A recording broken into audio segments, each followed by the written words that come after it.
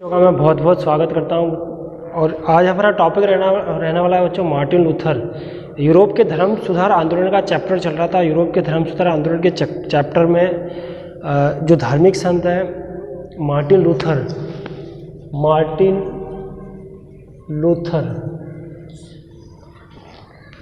Luther का इतिहास और इसका जो हम आज चर्चा करेंगे मार्टिन लूथर की।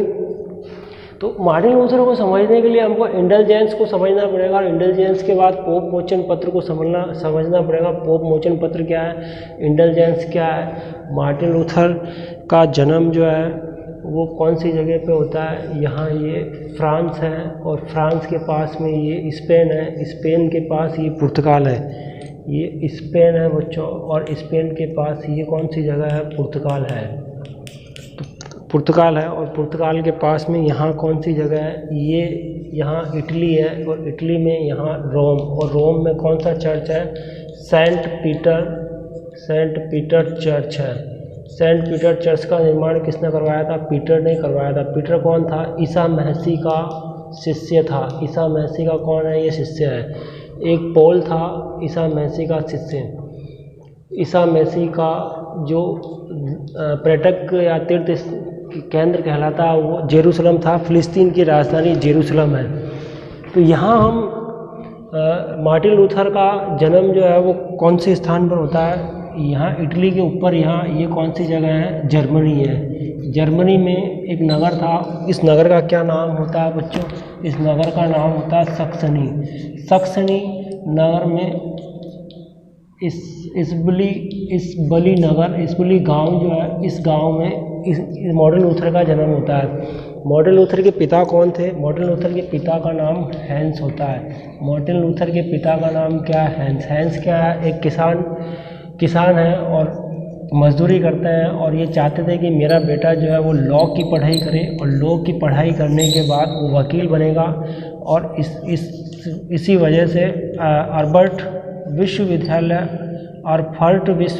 बच्चों, आर्फर्ट विश्वविद्यालय में इनको पढ़ाई करने के लिए भेज दिया जाता है। ये यहाँ पर एमए की पढ़ाई करते हैं।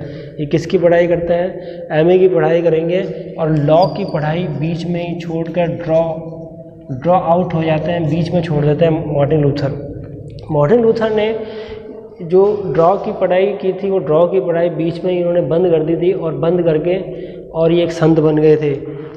ये संत बन गए थे। ये एक जो सक्सनी नगर है बच्चों, ये सक्सनी नगर में यहाँ एक विश्वविद्यालय होता है और उस विश्वविद्यालय का क्या नाम होता है, इस विश्वविद्यालय का नाम होता है विटेनबर्ग नाम होता है, विटेनबर्ग विश्वविद्यालय।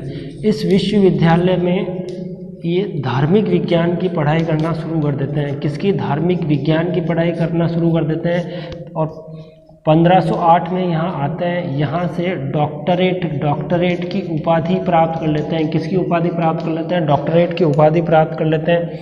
1512 ईस्वी में यहीं इसी विश्वविद्यालय के ये क्या बनते हैं, प्राध्यापक बन जाते हैं। और प्राध्यापक बन के इन्होंने किसका अध्ययन किया था, सेंट पीटर का अध्ययन किया था। इन्होंने सेंट पीटर का अध्ययन किया था और पीटर आगनस्टाइन का मार्टिन लूथर ने अध्ययन किया था। अब मार्टिन लूथर का जो चर्च के खिलाफ जो इन्होंने आवाज़ उठाई थी और उस आवाज़ उठाने का जो मूल कारण था, क्या कारण था, वो इंडलेंस रहता है और पोप मोचन पत्र रहता है। तो इंडलेंस को समझना पड़ेगा और पोप मोचन पत्र को समझना पड़ेगा। यहाँ तक की कहानी आपने समझ ली थी। मार्टिन लूथर का जन्म जर्मनी में होता है। जर्मनी का सक्सनी नगर होता है, गांव होता है, इसबली गांव होता है, यहाँ इनका जन्म हुआ। जन्म कब हुआ बच्चों, 1483 ईस्वी में इसका जन्म होता है। 1546 ईस्वी में इसकी मृत्यु होती है। तो इनके पिता हैंस थे और ये मजदूरी करते थे। इसके पिता ये चाहते थे कि मेरा बेटा जो है वो लॉ की पढ़ाई करेगा और लॉ की पढ़ाई करने के बाद क्या करेगा, वकील बनेगा और कानून की डिग्री इसके पास में होगी। लेकिन वास्तव में ये लॉ की पढ़ाई बीच में छोड़ के और भिक्षु बन जाते हैं। और जर्मनी का जो सैक्सनी जो गांव नगर है वहीं पर एक विश्वविद्यालय होता है और वो कौन सा, विटेनबर्ग विश्वविद्यालय। यहाँ पर धार्मिक विज्ञान की पढ़ाई करते हैं, भिक्षु बन जाते हैं और धर्म की चर्चा करने लगते हैं। चर्च के खिलाफ ये आवाज़ उठाते हैं कि चर्च जो पोप जो है वो लोगों पर अत्याचार करता है। यहाँ से हमने ये सारी चीज़ें हमने समझ ली। अब मेन मुद्दा जो है वो क्या मेन मुद्दा था, एक तो इंटेलिजेंस को समझना बहुत ज़रूरी है और एक पोप मोचन पत्र को समझना बहुत ज़रूरी है कि पोप मोचन पत्र क्या होता है, इंटेलिजेंस क्या होता है। तो 1517 ईस्वी की बात थी बच्चों। 1517 ईस्वी में पोप मोचन पत्र, ये पोप मोचन पत्र किसने निकाला था? यहाँ रोम का एक सम्राट होता है लियो पोप दशम। रोम में कौन सा चर्च है? ये सेंट पीटर चर्च है। इसी सेंट पीटर चर्च का कौन है? पोप। और पोप का इसका नाम क्या है? लियो दशम। इसका लियो दशम नाम होता है। इस पोप लियो दशम ने यहाँ एक आदेश निकाल दिया बच्चों। पोप लियो दशम ने क्या आदेश निकाला था? पोप लियो दशम ने यह आदेश निकाला था कि सेंट पीटर चर्च का मैं पुनर्निर्माण करवाऊंगा। इसके लिए मुझे पोप मोचन पत्र छपवाने पड़ेंगे। पोप मोचन पत्र छपवाए और पोप मोचन पत्र छपवा के अब ये सभी लोगों में बांटना था। पोप मोचन पत्र का मतलब होता है लोगों ने जो भी पाप किए हैं वो इस पोप मोचन पत्र को खरीदते ही उनके पाप खत्म हो जाएंगे, उनके पाप धुल जाएंगे। पोप मोचन पत्र का मतलब यही होता है। और इसकी जिम्मेदारी किसको दे दी थी? अल्बर्ट को इसकी जिम्मेदारी दी थी। ये अल्बर्ट, यहाँ देखिए बच्चों, अल्बर्ट को इसकी जिम्मेदारी थी। एक संत पादरी था, अल्बर्ट ने ये जिम्मेदारी टैट जेल को दे दी थी। किसको दे दी थी? टैट जेल। और टैट जेल कहाँ आ गया था? जर्मनी में आ गया था। और जर्मनी में आके और अपने मित्र मार्टिन लूथर को ये पोप मोचन पत्र के बारे में बताया कि मार्टिन लूथर ने जब पोप मोचन पत्र को पढ़ा तो मार्टिन लूथर बहुत गुस्सा हुआ था। उसने कहा कि इन पोप मोचन पत्र को मैं जला के राख कर दूंगा। उसने चर्च के खिलाफ आवाज़ उठाई थी, पोप के खिलाफ आवाज़ उठाई थी। ये पोप मोचन पत्र की वजह से ही जो है कैथोलिक धर्म समाप्त हो जाता है, एक नया धर्म का उदय होता है और वो प्रोटेस्टेंट धर्म कहलाता है। वो कौन सा धर्म कहलाता है? प्रोटेस्टेंट धर्म कहलाता है। यहाँ देखो बच्चों, पोप मोचन पत्र अभी मैंने आपको बताया था कि किसने निकाला था? लियो दशम ने निकाला था। अब यहाँ हम देखो जो इंडोलेंस होता है उसका संबंध पोप मोचन पत्र से होता है। इंडोलेंस क्या है और पोप मोचन पत्र क्या है? इंडोलेंस का मतलब होता है कि इस जन्म में मनुष्य कोई भी पाप कर रहा है तो इस जन्म में उसके पाप नहीं धुलेंगे, इस जन्म में उसके पाप नहीं धुलेंगे। अगर कोई और इस जन्म में उसको पाप नहीं करना चाहिए, फिर इंडोलेंस ये कहता है, इंडोलेंस का मतलब ये होता है बच्चों की जो व्यक्ति इस जन्म में पाप किया उसको अगले जन्म में सज़ा मिलेगी। जिसने इस जन्म में पाप किया है उसको अगले जन्म में सज़ा मिलेगी। उस सज़ा को कम करने के लिए या उस सज़ा को माफ़ करने के लिए प्रत्येक ईसाई व्यक्ति को पोप मोचन पत्र खरीदना पड़ेगा और उसकी कीमत देनी पड़ेगी। ये पोप लियो दशम ने कहा था कि जो पोप मोचन पत्र है हर ईसाई को खरीदना पड़ेगा, उससे अगले जन्म के उसके पाप धुल जाएंगे, अगले जन्म में उसको कोई सज़ा नहीं मिलेगी। इसी को पोप मोचन पत्र कहते हैं। और इसी पर आवाज़ उठाई थी किसने? मार्टिन लूथर ने आवाज़ उठाई थी। और मार्टिन लूथर ने कहा कि नहीं, ये पोप मोचन पत्र कुछ नहीं है। और इसके खिलाफ मार्टिन लूथर ने 95 थीसिस लिखी थी। अब बच्चों 95 थीसिस क्या होती है उस पर ध्यान दो। इसको मैं मिटा देता हूँ।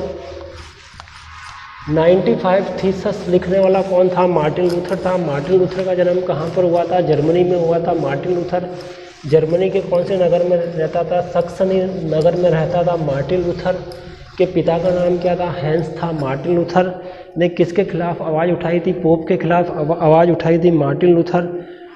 पोप मोचन पत्र के खिलाफ आवाज़ उठाई थी मार्टिन लूथर ने। 95 थीसिस क्या है? एक तो ये चीज़ इसको समझना है। एक है पैम्पलेट, पहला पैम्पलेट, एक इसको आपको देखना है पैम्पलेट, पहला पैम्पलेट का नाम क्या है?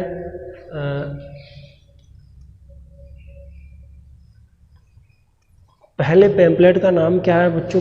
इनके पैम्पलेट का नाम है an open letter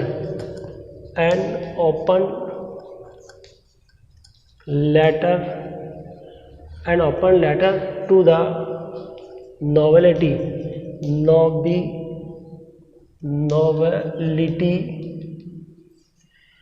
nobility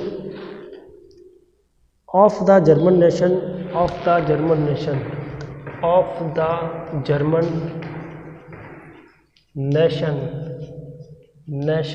concerning reform the Christian state, reform the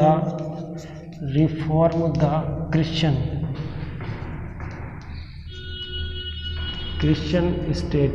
states, ये पहला पैम्पलेट था। Letter to the Christian nobility, ध्यान दीजिए बच्चों, ये पहला पैम्पलेट क्या था, यहाँ ये 45 थीसिस क्या थी, दूसरा पैम्पलेट क्या था, पैम्पलेट मार्टिन लूथर से संबंधित है। दूसरा पैम्पलेट क्या था, the Babylonia captivity of the church, the Babylonia captivity of the church, ये दूसरा पैम्पलेट था। इसका तीसरा पैम्पलेट कौन सा था, तीसरा treatise of Christian liberty, treatise of Christian liberty. यहाँ पैम्पलेट कितना है, 3 पैम्पलेट है। ये तीनों पैम्पलेट क्या थे, पहला पैम्पलेट क्या था, दूसरा पैम्पलेट क्या था और तीसरा पैम्पलेट क्या था, मार्टिन लूथर से संबंधित है। 95 थीसिस क्या होती है, 1517 की घटना क्या थी, 1517 की घटना जो थी, उस घटना का पोप मोचन पत्र वाली जो 1517 की घटना थी, उसी पर मार्टिन लूथर ने पोप मोचन पत्रों के खिलाफ 95 थीसिस इसने लिखे थे। कितने थीसिस लिखे थे बच्चों, 95 थीसिस इसने लिखे थे। और फिर उसने पहला पैम्पलेट निकाला 1520 ईस्वी में। 1520 ईस्वी में ये पहला पैम्पलेट निकाला था। पहला पैम्पलेट निकालने के बाद फिर इसको जो रोम का सम्राट था पोप लियो दशम ने इसको 60 दिन का समय दिया था मार्टिन लूथर को। अब ये मार्टिन लूथर को 60 दिन का समय क्यों दिया था, इस चीज़ को हम देखेंगे।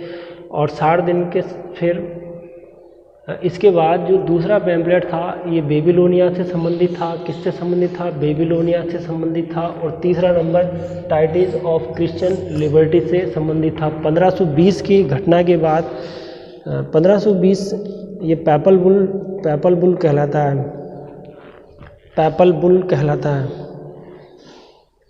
ये पैपल बुल क्या है, पोप लियो दशम, बच्चों कौन है, पोप लियो दशम ने 60 दिन का समय दिया था। और फिर यहाँ पे एक पैपल बेल आता है कि पैपल बेल, इस पैपल बेल को मार्टिन लूथर ने जला के राख कर दिया था। व्हाट इज़ दिस, ये पैपल बेल क्या है, इसको भी हम समझेंगे। और इन चीज़ों को समझने के बाद फिर हम ये देखेंगे कि जो 1555 जर्मन राज्य का हो गया।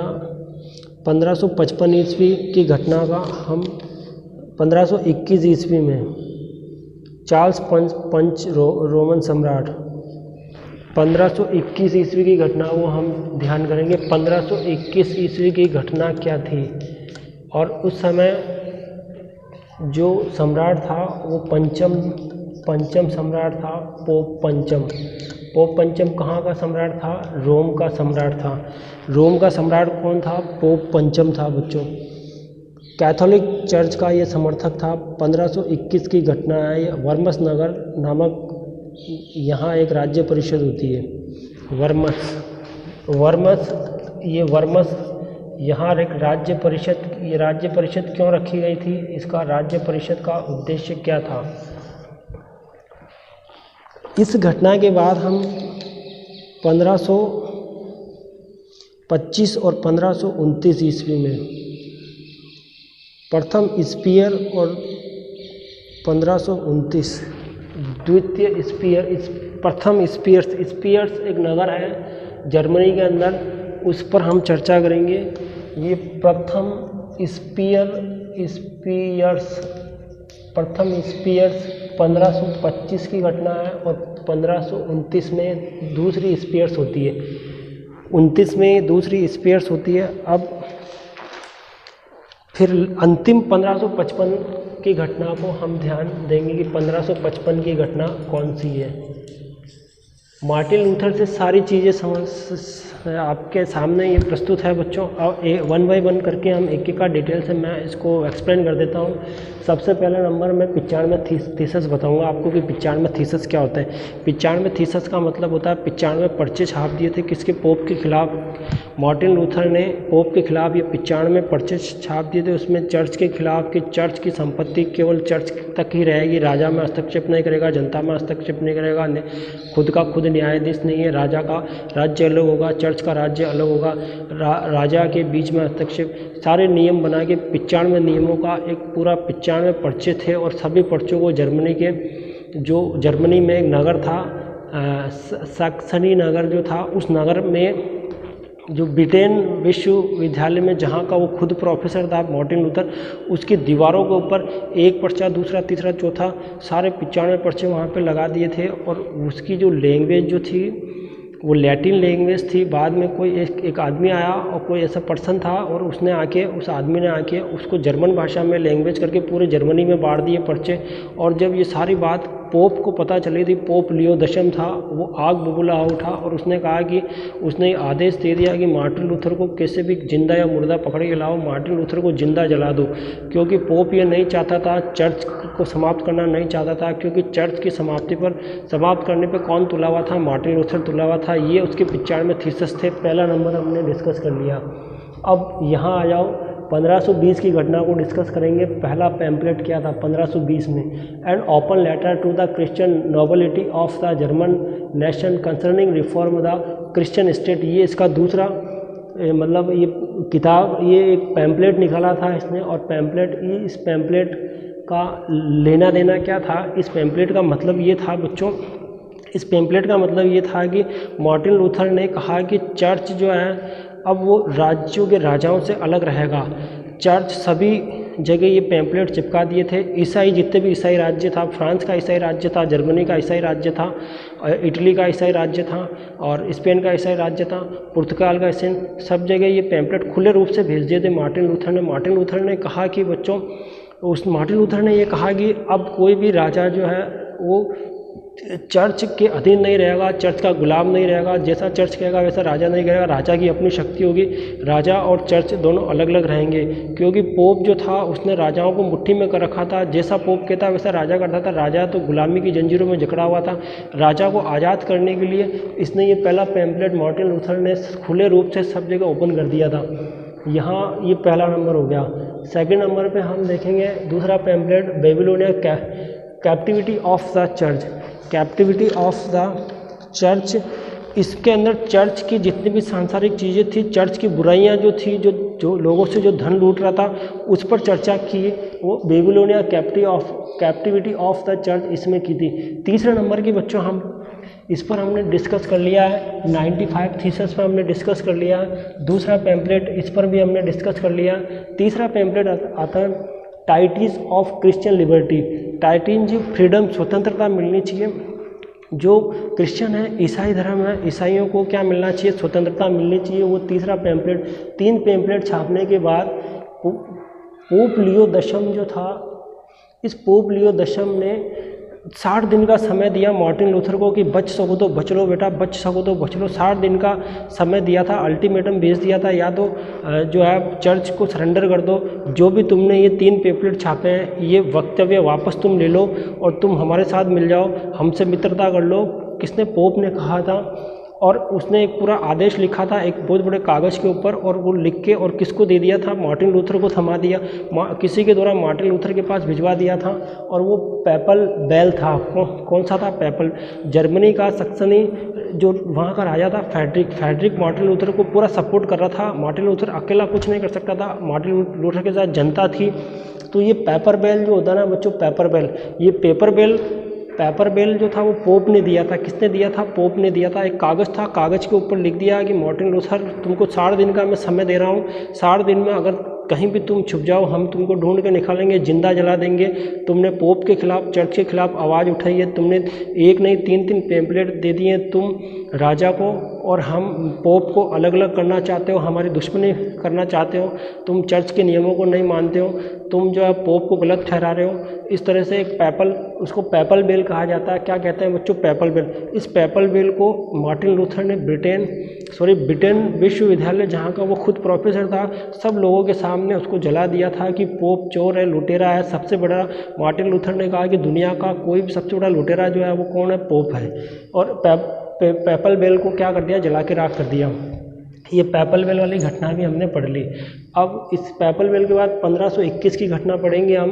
1521 की घटना में नया राजा आ गया था, पोप पंचम ने कहा कि मार्टिन लूथर को जैसे कैसे भी पकड़ के लाओ, उसको जिंदा जला दो, पकड़ के लाओ, उसको जिंदा जला दो। अब यहाँ क्या हुआ बच्चों?